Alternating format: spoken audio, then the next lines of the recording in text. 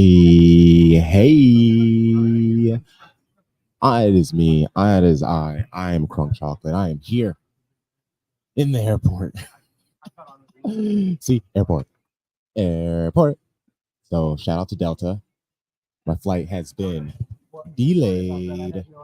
So I have some time to where'd my mouse go?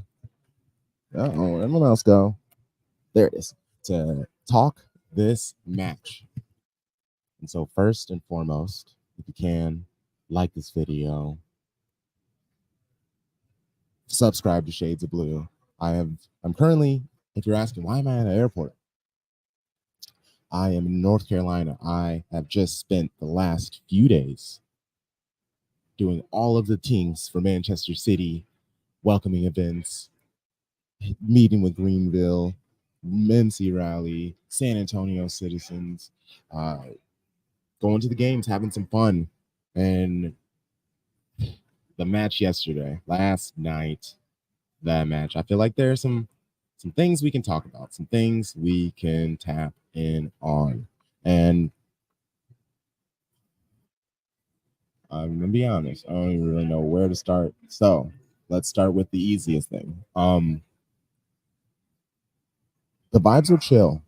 It was a wonderful experience being able to be there and chat with so many other people. Specifically even the people from Man City who were able to come and say hi, hello, the producers, which was, it's cool because we've been doing this for a few years and you never really know where you stand. You chat with people, you connect with people, and you don't know if those relationships build. And then come and say hi to you. And it's great. But this lineup, we knew it's basically Haaland, Grealish, Phillips, the keepers, and a bunch of kids. And that was specifically what the lineup was. In fact, let me just pull up the lineup, share the screen. That can be the easiest way to discuss. Yeah, you can obviously tell this is very last second. I was just sitting down. And I was like, how can I waste time in this airport looking insane with my whole audio recording kit? Oh my gosh. Okay. Just looking at this lineup and everything again, it just bums me out. Bums me out big time, man. And then, so yeah, if you're watching on Twitter, please make sure you like, you retweet, you quote tweet, share, let people know we out here. We're here talking Man City. So yes, we'll start off with the lineup and then I'll do a quick chat over all of those things.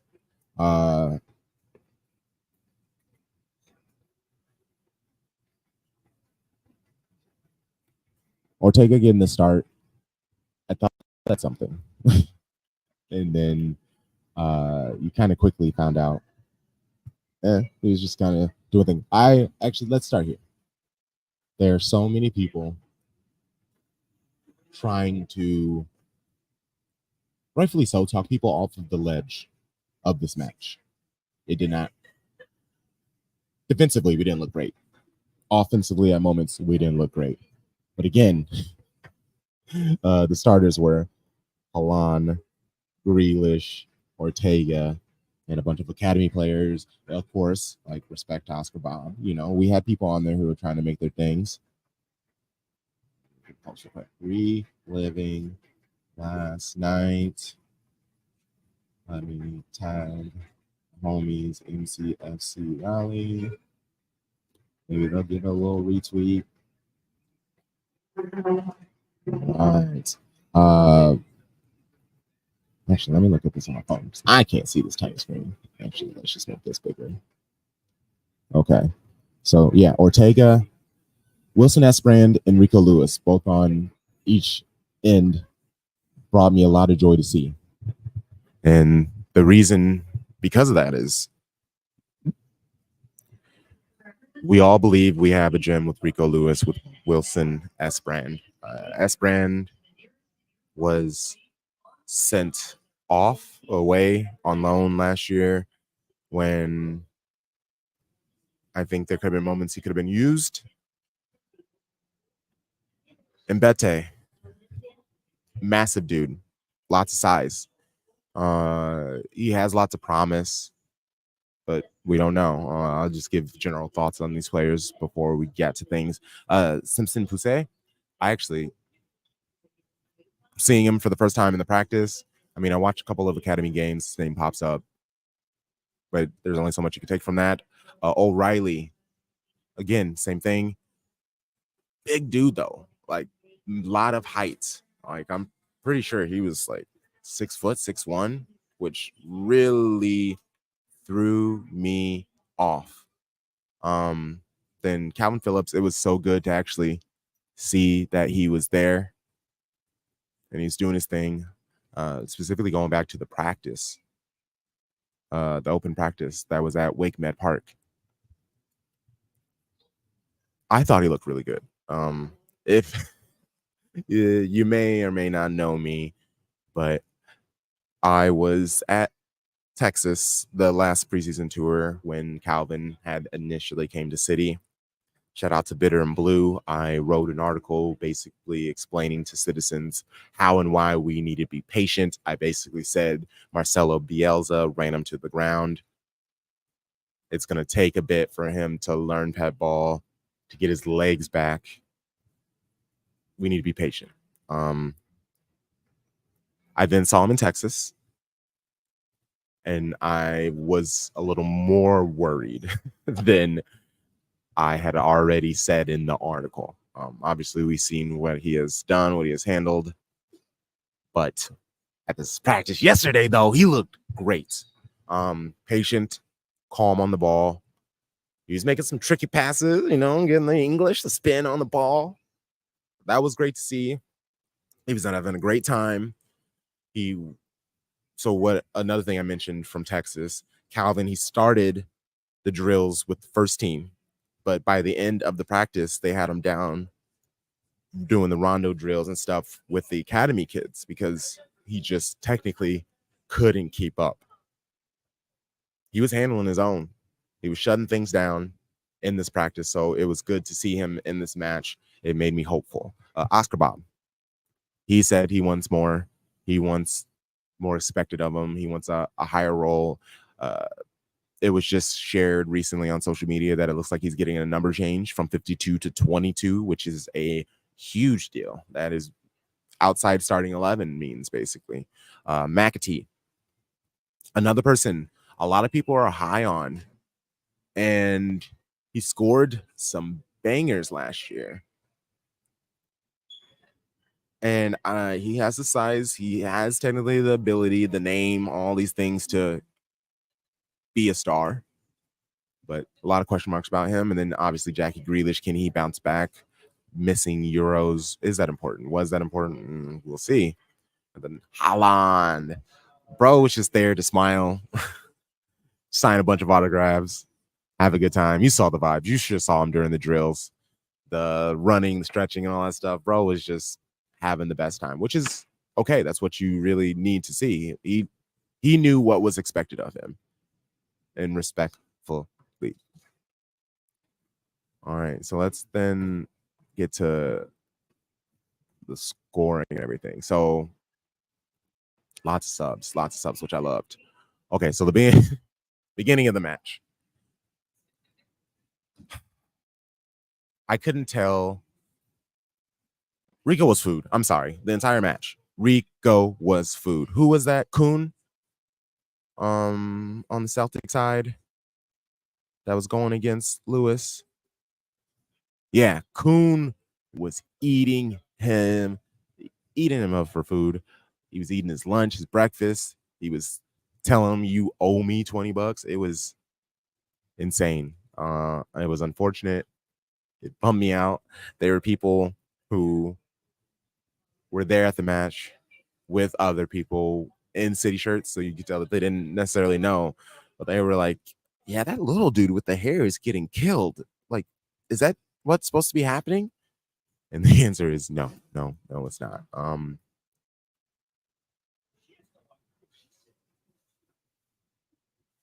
You could tell that. So it went in the grand scheme of things with all the subs. City got they put almost like their better players in later in the match, like the better academy players, quote unquote. And then obviously started KP. He looked better, but he's still struggling. Actually, let's just go right through the starting lineup. So Ortega, he got taken off at the half.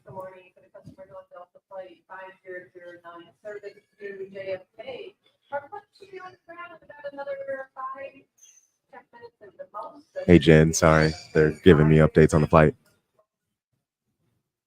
The flight should be landing in the next 10 minutes, but then people have to board and all that stuff. All right, I gotta get this chatting done and quick. Okay, so let's chat over this. Ortega.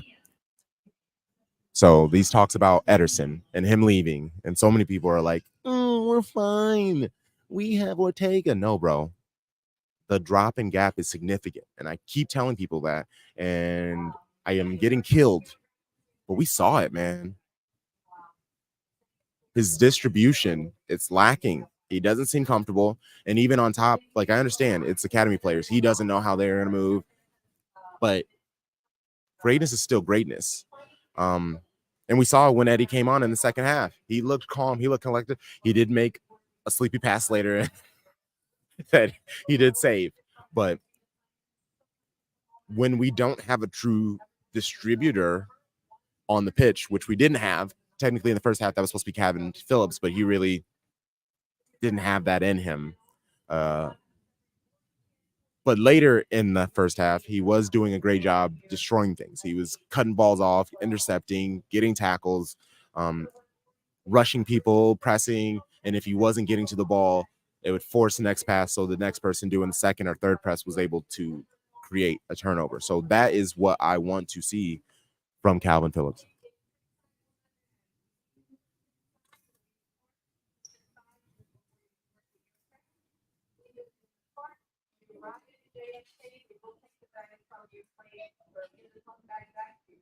I don't know what they're talking about. I hope they're not talking to me about anything important because I'm talking to you guys. So we'll find out.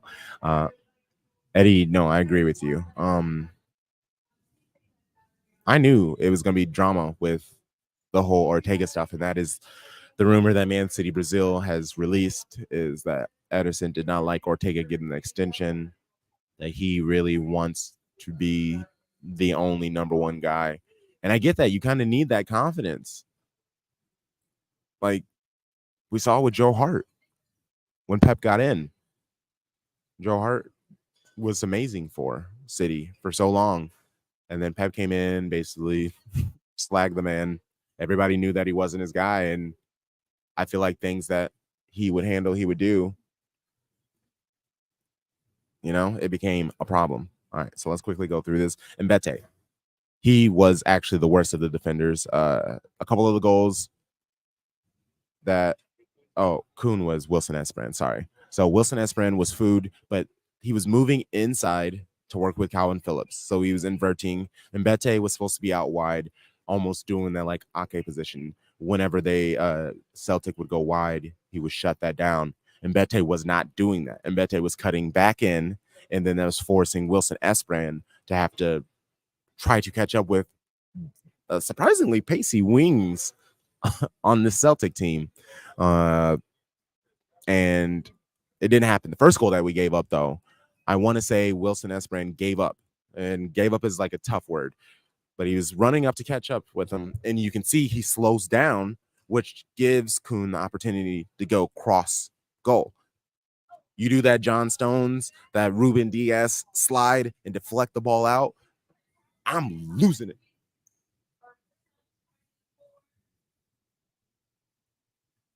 I Oh, sorry, that's a whole other. That's D10. All right, I'm good. If he's able to slide in, get that stop, deflect it, whatever, give that energy, that would have pumped up the crowd. That would have pumped up his team. I know I would have lost it. I've been screaming the entire match. The final 10, 12 minutes of the match, all the energy was kind of gone because of the fact that you could kind of see that City weren't going to be able to score another goal. There were chances. Um, Also, shout out to Casper Schmeichel, bro. He had a couple of amazing saves. Like, there was one moment, 37th, 35th. It was all near the end of the first half, and Haaland was released, and you saw he was just gonna whack it across goal, and Casper just got the tips of his fingers on it. I truly have no idea how he was able to do that. It was impressive and upsetting, and almost ruined my entire night. So shout out to him for that. Haaland had some great chances. O'Reilly, lots of size. I'm not sure, and very techy. I He didn't show off much of his athleticism and stuff like that. There were a couple of moments where either he couldn't see a pass to Haaland or Jack Grealish, or he didn't trust himself to make that pass. So that was interesting. I will be paying attention to O'Reilly for that in the game in New York because I definitely thought he had it in him. Simpson Pousse, big fan of that dude. I was watching him during the practice and he was doing great. He was killing it. He was fantastic. You can tell he lacks confidence, and maybe he needs to get a little bit higher. I think he looked like 5'10", 5'11". Still young dude, so obviously growth spurts can happen, and there are plenty of 5'10", 5'11" center backs, but I feel more comfortable, like my keepers, with a couple of more inches of height on them. McAtee, he looked great, but he also appeared gassed after like 20 minutes, 25 minutes. Like, you know, that whole thing when you may know, when you're working out and you're running and say you're doing the sprints and those last couple of sprints when you're pushing through and you like just throw your head back. You're just like, oh. You're just weak. He did that so many times when Celtic were making a break. He was trying to like push himself to catch up. And I just remember multiple times Joel Lescott, SWP, were talking about how they thought these young guns, all these youth academy players, because they knew they were going to be coming for weeks, that they should have gotten themselves in actually a really good shape. And I agree with him. I definitely think that he should have done better because he looked decent offensively, but defensively, he looks uninterested. He doesn't look comfortable in ground duels. I'm a little worried about him. Jack Grealish, he did what he always does: stay wide, stick to the wings, pressure people. He, in my opinion, looked the best. He was gliding. He was getting fouls. Well, other than Oscar Bob. Oscar Bob is a fucking star, and that's why I'm talking about him last. But Grealish, he looked good. Honestly, he looked focused. He wasn't doing much smiling. There was actually Man City shared a post of Haaland basically telling them to smile. I don't know if that's because he's focused. Is he just not having fun? Like, I don't know. It was just interesting to see.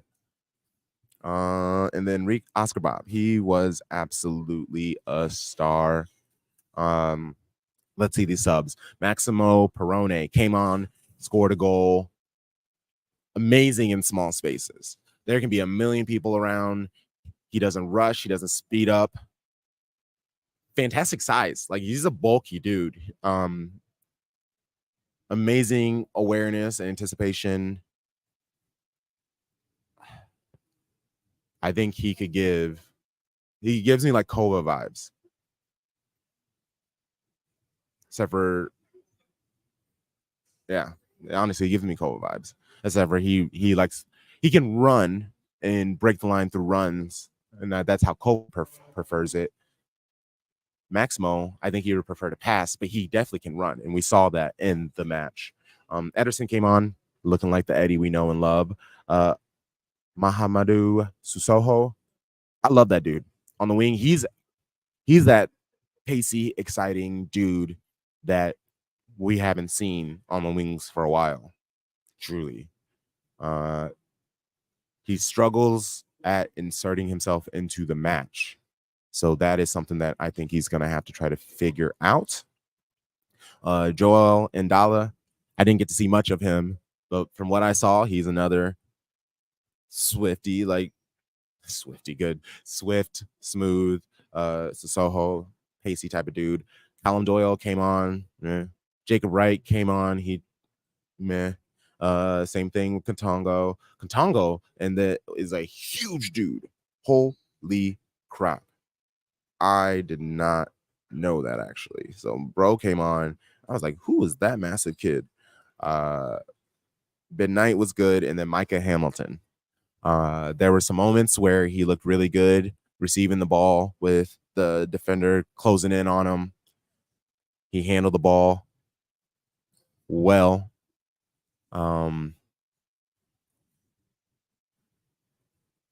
It's going to be tough, though, because you see that he's a smaller guy, and he is trying to do, like, his back to the goal, hold up the ball, which he did a couple of times. But from there, once you hold the ball up, you pass it back to somebody, and you go to break, I couldn't really see what he could do to separate himself from those defenders. What I will say is Celtic, especially at the end of the match, after they had that lead, they became big ass hats. Lots of heavy fouls. That's when all the cards started coming out. But in the end, they won, and that's all that matters. Is in the end, you win, baby. Well, I think that's all the time I got for you all. I'm gonna pack up everything so I can hopefully get on this plane soon. I am heading to New York, where I will be joining Shirtless Plantain Show. They will be hosting a live recording tonight at Legends NYC Bar. So if you're going to be in New York, stop on by. You'll see me. You'll see those guys. Come say hi. Take a photo. And I will be in touch. Might hop on another live stream while I'm kicking it in a coffee shop sometime this weekend. Might do some content at Amity Hall and all those things. All right. Until then, you know the vibes. Shady gang, shady gang, shady gang.